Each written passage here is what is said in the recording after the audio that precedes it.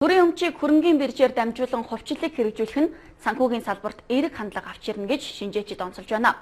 Учир нь хөрөнгийн зах зээлд олон улсын жишгт нийцсэн хувьцаат компани бий болж, хөрөнгийн захад итгэх итгэл нэмэгдэн, замун чанартай сайн бүтээгдэхүүн бий болж, иргэд хөрөнгө оруулж, өгөөж хүртэх, замун өмч хувьчлалын процесс ил тод шударга хэрэгжих компанийн үн цэн өсөх зэрэг эерэг үр дүнтэй гэж харж байна.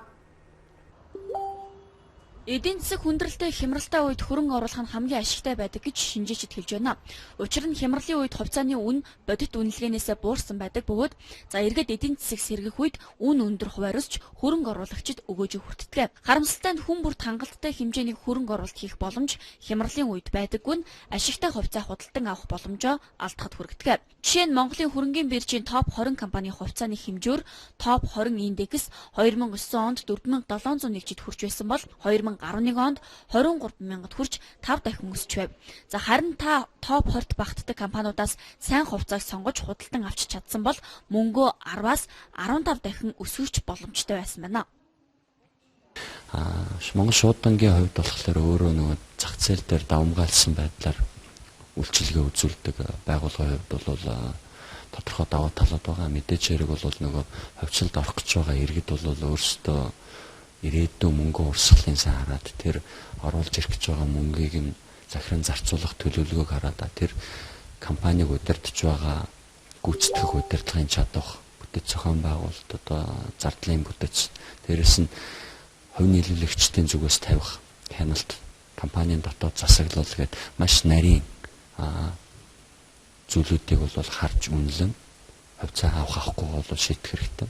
Тэгэхээр үнэт цаасны зах зээлийн нэг хэрэгтэд тусдаа ач холбогдол нь юу вэ гэхээр зэрэг заавал өөрөө одоо хувийн бизнес эрхлэхгүйгээр компаниудын хувьцааг олж эзэмшснээрээ тэр компани эзэмшигчийн нэг болоод явнаа.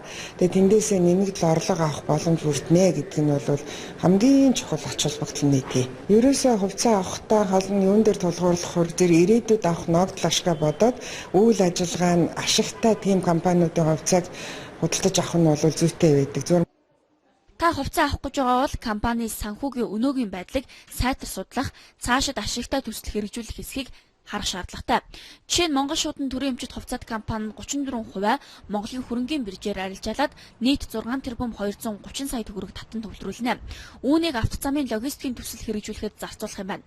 Ингэснээр 2017 оноос замун өд ба Улаанбаатарын чиглэлд ачаа тээвэрлэлтэд нэмэгдүүлэх ба 2019 он хүртэл үе шаттайгаар хөдөө орон нутгийн чиглэлүүдийг нээх юм. Ингэснээр компани орлого ачаа тээвэр болон шуудангийн үйлчилгээнээс бүрднэ. Энэ төслөөс жилд дунджаар 5 тэрбум 352 сая төгрөгийн орлого олж 3 тэрбум 991 сая төгрөгийн зардал гаргаж 1 тэрбум 227 сая төгрөгийн цэвэр ашигтай ажиллана гэж тооцоолжээ. Эндээс цэвэр ахиуц ашигын дундаж хэмжээ 23% байна. Харин компани түвшинд хөрөнгө болон орлого ашигын өсөлтийн таамаглал дараах байдалтай харагдаж байна.